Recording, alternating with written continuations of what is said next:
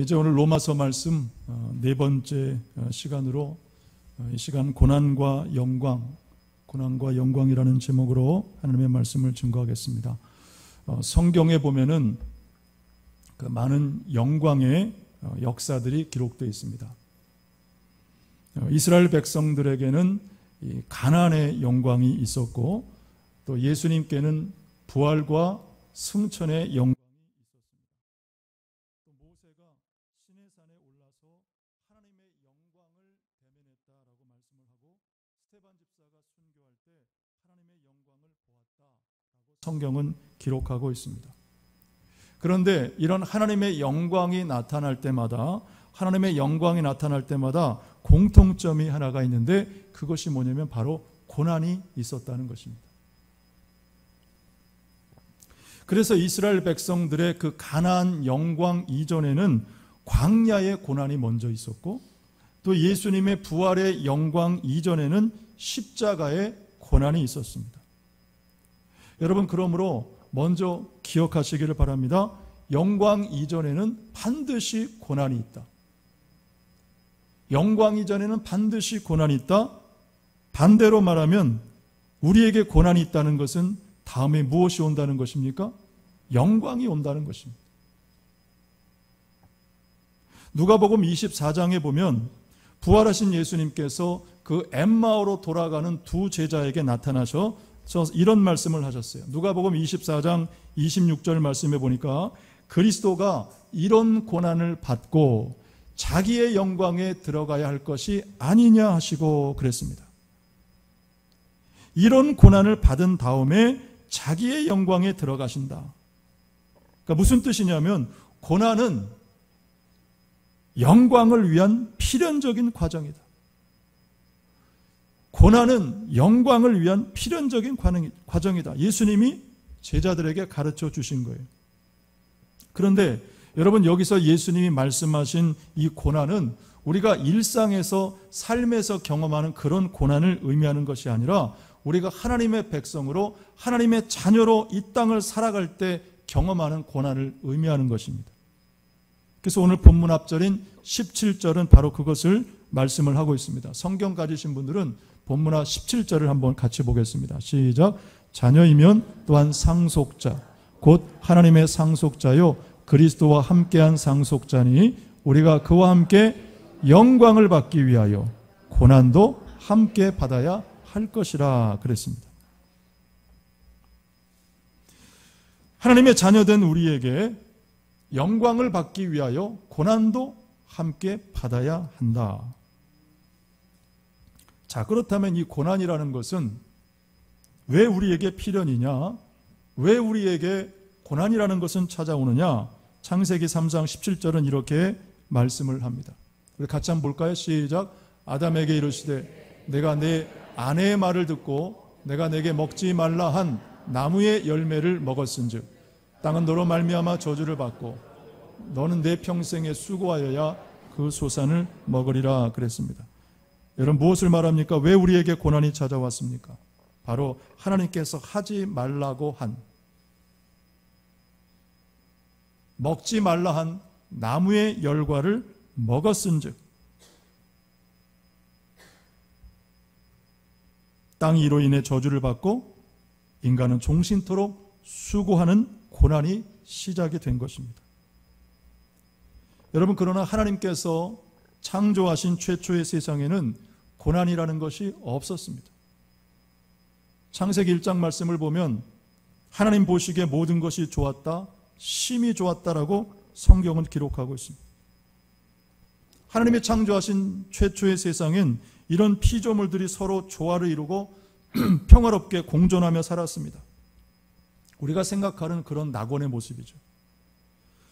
그래서 이사야 11장 말씀은 그 낙원에 대해서, 나아가 이 땅에 이제 회복될 이 평화의 나라에 대해서 이렇게 묘사를 하고 있습니다. 이사야 11장 6절에서 우리 8절까지 말씀을 같이 한번 보겠습니다. 시작. 그때에 이리가 어린 양과 함께 살며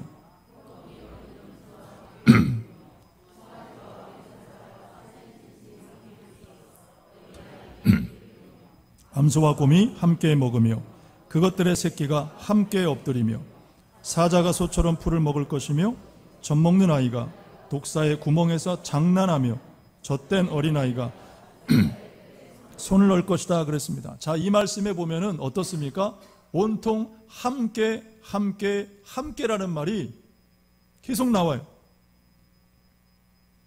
이리가 어린 양과 함께, 표범이 어린 염소와 함께, 함께 함께 함께. 여러분, 그런데 어떻습니까? 지금 우리가 이런 평화로운 모든 짐승이 함께 공존하는 평화롭게 사는 이런 나라를 우리가 상상할 수 있느냐? 없다라는 거예요. 자, 그렇다면 왜일까요? 왜 우리는 사자가 소처럼 풀을 뜯고 어린아이가 독사와 함께 노는 이 모습을 상상할 수 없는가? 바로 하나님에 대한 불순종 그리고 죄 때문입니다. 여러분, 그래서 이 불순종과 죄로 말미암아 우리에게 찾아온 것이 있는데 그것이 뭐냐? 오늘 성경에 보니까 탄식이라고 얘기를 합니다. 탄식.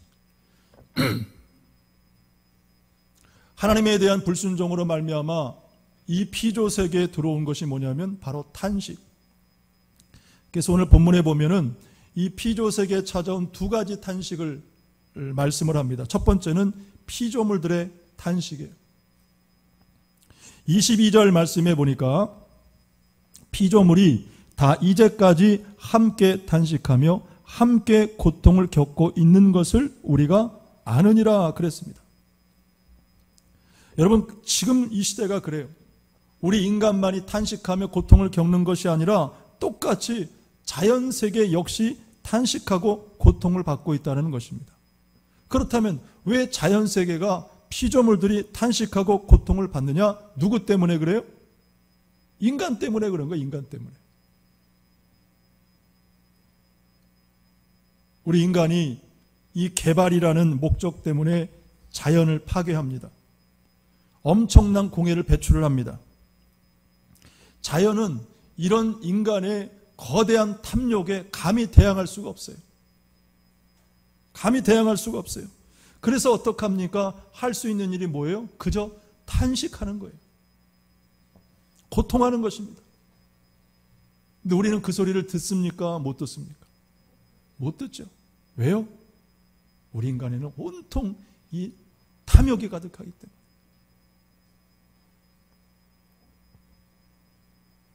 일본의 아사히 글라스 재단이라는 곳이 있는데 이 재단이 지난 1992년부터 전 세계 100개 나라 그리고 NGO 즉 비정부 단체를 중심으로 이른바 환경위기식이라는 것을 이제 매년마다 발표를 합니다. 이 환경위기식이라는 것은 우리가 시계를 보면은 12시 이렇게 나타나 있죠. 그래서 0시부터 3시까지는 아주 안정된 상태, 그리고 그 다음 3시부터 6시까지는 조금 불안한 상태, 그 다음에 6시부터 9시까지는 꽤 불안한 상태, 그리고 마지막 9시부터 12시까지는 매우 심각한 상태를 이제 나타내 줍니다. 자, 그렇다면 우리 한국의 환경위기 시기는 지금 몇 시를 가르치고 있느냐? 작년 2019년 통계를 보니까 우리 한국의 환경위기 시기는 9시 46분이었어요. 조금 올라갔다가 조금 내려왔다가 지금 그런 지금 상황 가운데 있습니다. 그만큼 지금 이 환경오염과 대기 수질오염이 심각하다. 그래서 몇 년 전부터 이렇게 전 세계적으로 추진 중인 운동이 뭐냐면 일회용품 사용 줄이기. 지난번에 저희가 태국을 경유해서 오는데 단기 선교할 때 그 태국 공항에서 커피를 한 잔 마시려고 딱 갔는데 처음 그때 그 스트로우 있잖아요. 빨대 종이로 된 걸 그때 주더라고요. 처음 제가 이런 시대가 됐구나. 이런 시대가 됐구나. 또 친환경 제품 사용하기. 그러니까 그만큼 여러분 지금 이 시대가 환경오염 문제로 심각하다는 것입니다. 자, 그런데 여러분 더 놀라운 사실은 뭐냐? 지금 이런 상황들이 성경에 이미 기록되어 있다는 사실이 놀라운 거예요. 여러분 오늘 본문 22절 말씀을 한번 다시 보십시오. 뭐라고 말씀하는지. 22절 말씀을 같이 봅니다. 시작. 피조물이 다 이제까지 함께 탄식하며 함께 고통을 겪고 있는 것을 우리가 안다 그랬어요. 우리가 안다. 우리가 지금 보고 경험하고 알고 있다라는 거예요. 놀라운 말씀이에요. 왜냐하면 여러분 이 본문의 말씀이 언제 기록된 거예요? 지금 기록된 거예요? 아니잖아요. 2000년 전에 기록된 하나님의 말씀이에요. 생각해 보세요. 무슨 2000년 전에 피조물이 탄식하는 것이 있겠습니까? 무슨 자연 파괴라는 것이 있었겠어요? 그러므로 이 22절 말씀은 정확히 이 시대를 향한 예언의 말씀이에요. 피조물들이 탄식하고 고통을 겪는다. 자, 그런데 여러분 본문 19절 말씀에 보면은 좀 더 특별히 우리가 주목해야 될 말씀이 있는데 19절 말씀에 보니까 이렇게 기록되어 있습니다. 피조물들이 이제 고통당하고 탄식하는 피조물들이 고대하는 바가 있답니다. 고대하는 바는 무엇이냐? 바로 하나님의 아들들이 나타나는 것이다 그랬어요. 하나님의 아들들이 나타나는 것이다. 여기서 피조물들이 고대하는 하나님의 아들들은 누구를 말하냐면 타락하기 전, 불순종하기 전, 하나님 앞에 죄를 짓기 전 그 하나님의 창조 형상을 가진 사람들을 말하는 거예요. 다시 말하면 여러분 세상의 피조물들은 감히 인간에게 대항할 수 없어서 그저 탄식만 할 뿐이지만 그럼에도 불구하고 소리 없이 고통하며 고대하는 것이 있는데 그것이 뭐냐? 바로 우리 인간이 하나님의 아들로 또한 하나님의 자녀의 형상으로 회복되기를 기대한다라는 그런 말씀인 것입니다.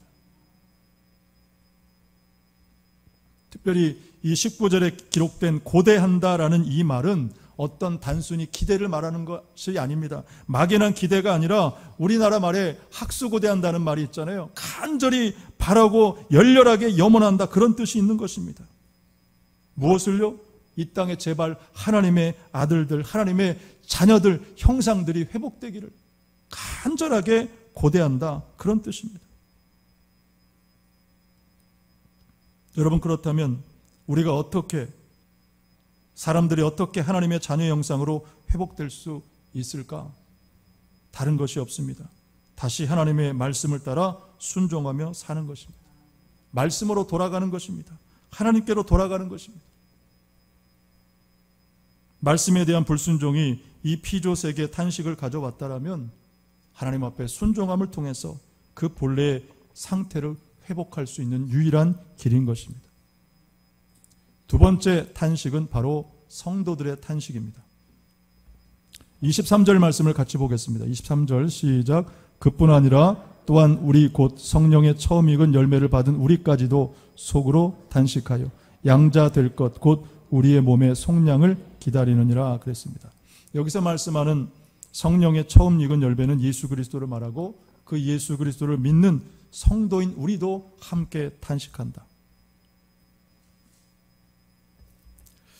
그런데 여러분 이 본문에 기록된 이 탄식과 고통이라는 말은 어떤 의미가 있냐면 NIV 영어 성경에 보면은 이렇게 기록되어 있습니다. As in the pains of childbirth라는 그런 표현이 되어 있습니다. pains of childbirth.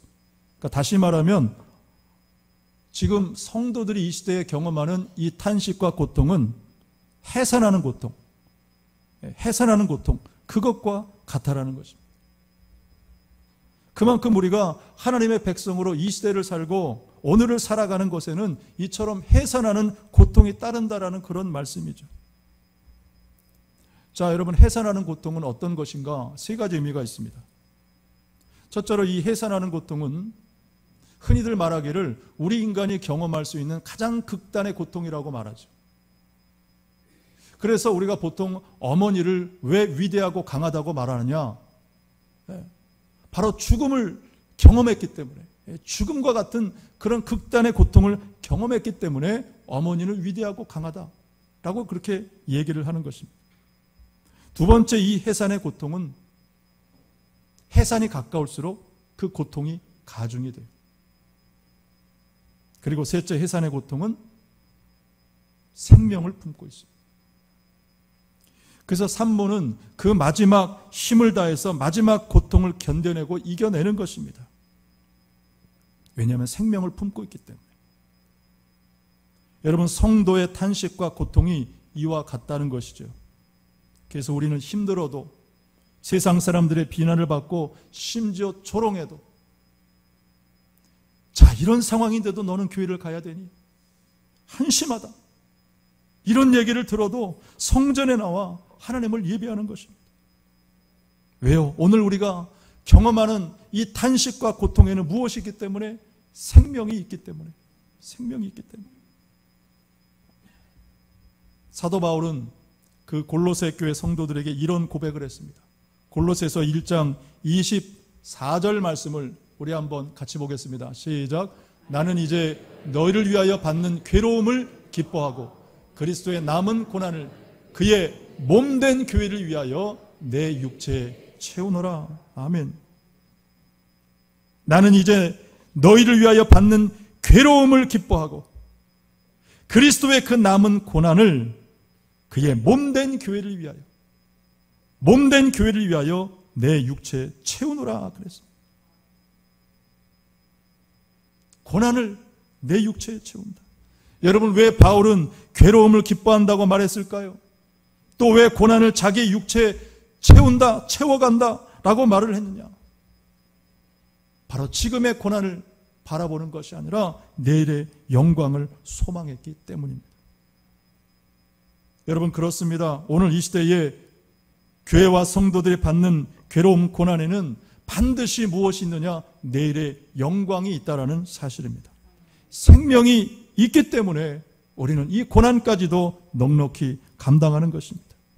마치 해산의 고통과 같은 고통이 있지만은 그러나 그 해산은 생명을 품고 있기 때문에 우리는 오늘을 참고 이겨내는 줄로 믿습니다. 여러분, 그러므로 오늘 정말 잘 오셨습니다. 여러 가지 상황적으로 어려운 시기에 여기저기 편견과 따가운 시선, 그리고 오늘 나오시기 전에 얼마나 오늘 가야 되나 말아야 되나 고민과 갈등이 있지만 오늘 귀한 걸음 하셨습니다. 우리 그런 의미로 우리 한 번 더 축복하고 격려하면 좋겠습니다. 오늘 잘 오셨습니다. 네, 승리하셨습니다. 축복합니다. 아멘. 아멘. 자, 그렇다면 우리는 어떻게 내일의 영광을 바라볼 수 있느냐? 오늘 본문에 두 가지 말씀하는데, 첫째는 소망으로 내일의 영광을 바라볼 수 있습니다. 소망으로 내일의 영광을 바라볼 수 있다. 본문 24절 말씀해 보니까 우리가 소망으로 구원을 얻는다 그랬습니다. 소망으로 구원을 얻는다. 여기서 말씀하는 이 소망이 어떤 뜻인가 찾아보니까 여기서 소망은 다른 것이 아니라 믿음이에요. 믿음. 그래서 본문에 소망이라는 대신에 믿음이라는 단어를 넣어도 무방해요. 똑같습니다. 믿음으로 구원을 얻는다. 믿음으로 구원을 얻는다. 여러분, 그러므로 이 믿음 버리지 마시기를 바랍니다. 네, 믿음 꼭 붙으십시오. 믿음 지켜내시기를 축복합니다. 네, 반드시 내일의 영광이 있을 줄로 믿습니다. 자, 그렇다면 우리가 바라볼 소망은 무엇이냐? 믿음은 무엇이냐? 본문에 보니까 이렇게 얘기합니다. 보이는 소망이 소망이 아니다 그랬어요. 우리의 소망은 뭐냐? 보이는 것이 아니다. 보이는 것을 소망하면 안 된다. 소망할 수 없다라는 그런 뜻이죠. 여러분, 오늘 저와 여러분의 소망은 무엇입니까? 보이는 세상이 아니라 보이지 않는 하나님의 나라, 영원한 것을 소망하시기를 축복합니다. 자, 어려운 말씀인데, 자, 그렇다면 우리는 어떻게 보이지 않는 것을 소망할 수 있느냐? 보이지 않는 것을 어떻게 소망할 수 있느냐? 참 어려운 문제입니다. 어떻게 보이지 않는 하나님의 나라, 어떻게 우리가 소망할 수 있느냐? 민수기 13장 말씀을 통해서 우리가 하나의 답을 찾게 되는데, 민수기 13장 말씀에 보면 여러분 우리가 잘 아는 것처럼 모세가 이제 가나안에 정탐꾼을 이제 파송을 합니다. 그러면서 그 정탐꾼들에게 무엇을 가져오라고 말하냐면 그 13장 20절에 보니까 그 땅에 실과를 가져와라. 너희들이 가나안 땅에 들어가면 다른 것이 아니라 그 땅에 있는 실과를 가져오라, 그런 말을 해요. 자, 왜 모세가 정탐꾼들에게 실과 즉 열매를 가져오라고 말을 했을까? 자, 열매는 어떤 뜻이냐면 맛보라는 것이 맛보라. 가나안의 열매를 맛보라. 맛보면 가나안의 실체를 알게 되고 그 가나안을 사모하게 되고 가나안을 소망하게 된다라는 사실입니다. 여러분, 우리가 그렇지 않나요? 우리가 맛을 보면 먹고 싶고 또 먹고 싶고 또 가고 싶고 그리고 갖고 싶어지는 것이 우리의 본성이에요. 그래서 다윗이 시편 34편 말씀을 통해서 이렇게 말했습니다. 너희는 여호와의 선하심을 맛보아 알지어다. 하나님의 선하심을 어떻게 알 수 있느냐? 맛보면서 아는 거예요. 맛보면서. 조금씩 조금씩 경험하면서. 여러분, 왜 우리가 오늘부터입니까? 어제부터입니까? 집합 제한 명령, 2주간 집합 제한 명령 내려졌음에도 불구하고 오늘도 이렇게 마스크 쓰고 불편함에도 불구하고 성전에서 하나님을 예배하는가? 바로 예배의 맛을 알아야, 이 예배의 맛을 알아야 하나님을 알고 하나님 나라를 소망할 수 있기 때문입니다. 어제 토요일에도 우리 중직자를 중심으로 장로님들, 권사님들, 또 우리 청년들이 뭐 연락하지도 않았는데 9시부터 속속 모입니다. 예배당 청소하고 1층 청소하고 화단 정리하고 카페 청소하고 다 환기시키고 다 방역하고요. 그러면서 오늘 주일을 준비한 것입니다. 어제 청소 다 끝난 다음에 티타임을 가지면서 한결같이 나눈 얘기도 이것입니다. 우리가 모여야 말씀을 듣고 말씀을 들어야 내가 변화가 되고 이 시대를 살아갈 수 있다. 살아갈 분별력을 얻고 담대함이 생기고 용기와 확신이 생긴다. 한결같이 우리가 나눈 이야기가 그것이었어요. 어떤 권사님이 그런 말씀을 하셨습니다. 아들이 그러더랍니다. 아니 엄마, 이런 시기에 꼭 교회 가서 예배를 드려야 돼? 이런 시기인데 지금 교회 가서 예배를 드려야 돼? 라 그랬더니 권사님이 뭐라고 대답했냐? 그러니까 더욱 교회 가서 예배를 드려야 되지. 그러니까 더욱 교회 가서 예배를 드려야 되지. 여러분, 이것이 정답인 줄로 믿습니다. 정답인 줄로 믿습니다. 왜냐하면 여러분, 하나님의 나라는 맛볼 때에 맛을 알고 알게 되고 그리고 소망하며 바라보기 때문입니다. 그래서 베드로후서 3장 보면 하나님의 날에 대해서 기록을 하고 있습니다. 하나님의 날. 베드로후서 3장 12절과 13절 말씀을 우리 같이 한번 보겠습니다. 시작. 하나님의 날이 임하기를 바라보고 간절히 사모하라. 그날에 하늘이 불에 타서 풀어지고 물질이 뜨거운 불에 녹아지려니와 우리는 그의 약속대로 의가 있는 곳인 새하늘과 새 땅을 바라보도다. 아멘. 여러분, 그러므로 장차 이 땅에 임할 하나님의 나라를 사모하십시오. 그리고 소망하십시오. 그리고 새하늘과 새 땅을 바라보십시오. 반드시 저와 여러분에게 임할 줄로 믿습니다. 두 번째, 우리는 인내로 내일의 영광을 기다리는 것입니다. 인내해야 됩니다. 본문 25절 말씀해 보니까 만약 우리가 보지 못하는 것을 바라면 그러면 참음으로 기다릴지라 그랬어요. 다시 말하면 인내로 내일의 영광을 기다리라는 말씀입니다.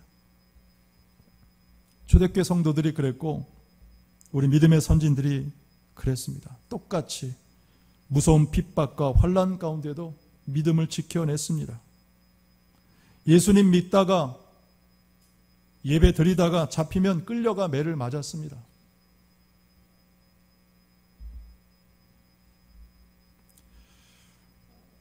어떤 역사적인 문헌에 의하면 이렇게 기록하고 있어요.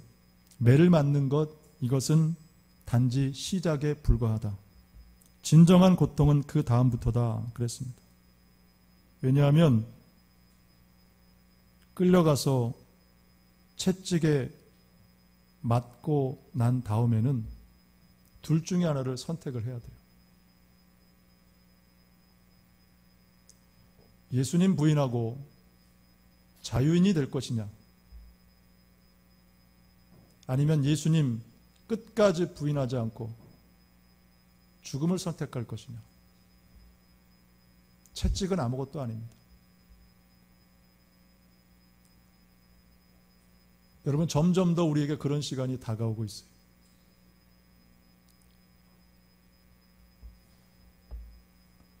오늘 저와 여러분은 어떻습니까? 오늘 우리에게 그 선택의 순간이 온다면 그냥 예수님 믿음 버리고 자유를 택할 것이냐, 아니면 예수님 때문에 더 깊은 핍박과 고난과 죽음까지도 감당하겠습니까? 놀라운 사실은 대부분의 초대교회 성도들, 그리고 우리 믿음의 선진들은 자유가 아닌 예수를 선택했다는 사실입니다. 왜냐하면 단 한 가지 이유, 본문 18절에 그 답이 있습니다. 본문 18절 말씀을 같이 봅니다. 시작. 생각하건대 현재의 고난은 장차 우리에게 나타날 영광과 비교할 수 없도다. 지금 우리가 당하는 고난은 장차 우리에게 나타날 영광과 그 부활의 영광, 하나님 상속자의 영광과 비교할 수 없다. 그래서 바울은 기꺼이 고난을 받았습니다. 자, 바울이 경험한 고난은 어떤 것이냐? 고린도후서 11장 24절에서 27절까지 바울이 경험한 고난을 우리 함께 보겠습니다. 시작. 유대인들에게 40에서 하나 감한 매를 5번 맞았으며 3번 태장으로 맞고 1번 돌로 맞고 3번 파선하고 일주야를 깊은 바다에서 지냈으며 여러 번 여행하면서 강의 위험과 강도의 위험과 동족의 위험과 이방인의 위험과 시내의 위험과 광야의 위험과 방야의 위험과 거짓 형제 중에 위험을 당하고 또 수고하며 애쓰고 여러 번 자지 못하고 줄이며 목마르고 여러 번 굶고 춥고 헐벗었노라. 그럼에도 불구하고 바울은 이것으로 끝나는 것이 아니라 그 다음 28절 말씀해 보니까 이렇게 또한 고백합니다. 이 외에 일은 고사하고 아직도 날마다 내 속에 눌리는 일이 있으니 곧 모든 교회를 위하여 염려하는 것이다. 여러분, 바울은 상상할 수 없는 그런 고난을 수없이 경험했습니다. 그럼에도 불구하고 아직도 날마다 내 속에 눌리는 것이 있다. 고통하는 것이 있다. 그것이 뭐냐? 모든 교회를 위하여 염려하는 것이다. 그랬어요.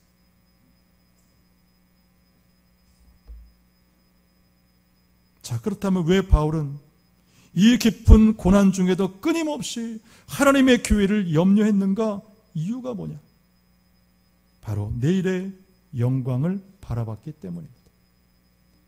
현재 내가 경험하는 그 고난이 얼마나 깊고 비참하고 힘들지라도 그것보다 내일의 영광이 더 크다.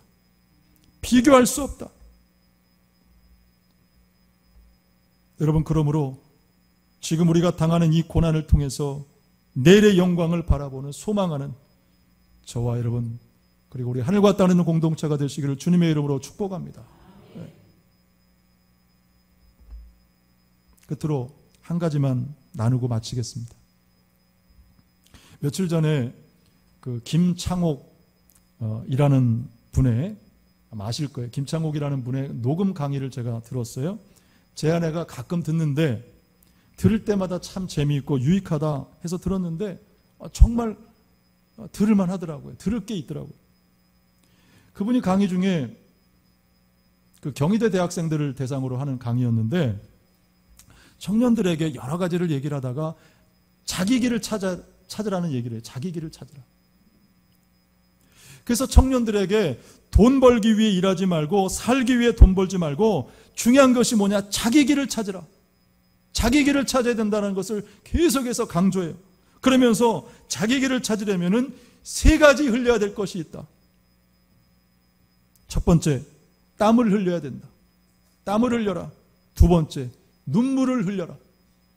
3번째, 피를 흘려야 된다. 그랬습니다. 자, 자기 길을 찾고 가는 사람들은 땀과 눈물과 피 흘림이 필요하다. 제가 그 말을 들으면서 우리가 믿음의 길을 가고 하나님이 주신 직분과 사명의 길을 가기 위해서도 이 3가지가 필요하구나 라는 생각이 들더라고요. 여러분, 주님이 핏값으로 세운 성전을 위해서 여러분 땀을 흘려보셨나요? 땀 흘려보셨어요? 얼마나 흘려보셨습니까? 여러분, 교회를 위해서 눈물 흘려보셨습니까? 또 피는 어떻습니까? 피 흘리는, 주님의 몸된 교회를 위해서, 성전을 위해서 피 흘리는 고통을 경험해 보셨습니까? 여러분, 흔히 말하기를 위기는 곧 기회다 라는 말을 합니다. 지금의 이 위기, 고난을 통해서 여러분, 주님에 대한 우리의 진짜 그 신앙의 진위를 여러분 시험 받으시기를 바랍니다.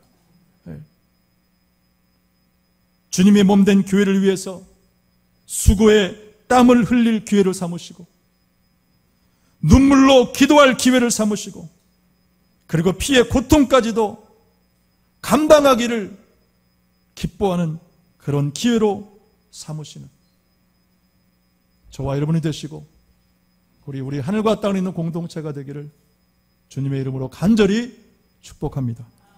기도하겠습니다. 하나님 아버지, 감사합니다. 우리를 사랑하셔서 독생자 예수님을 아낌없이 희생하여 구원하게 하신 것을 감사합니다. 이제 우리가 받는 이 고난을 통해서 우리의 믿음이 더욱 연단받게 하셔서 정금 같은 믿음이 되게 하시고, 또한 우리가 거저받은 이 은혜를 갚을 좋은 기회 되게 하여 주셔서 우리 하늘과 땅에 있는 교회 모든 성도들이 내일의 영광을 소망하고 다 받도록 인도하여 주옵소서. 예수님의 이름으로 간절히 기도드리옵나이다. 아멘.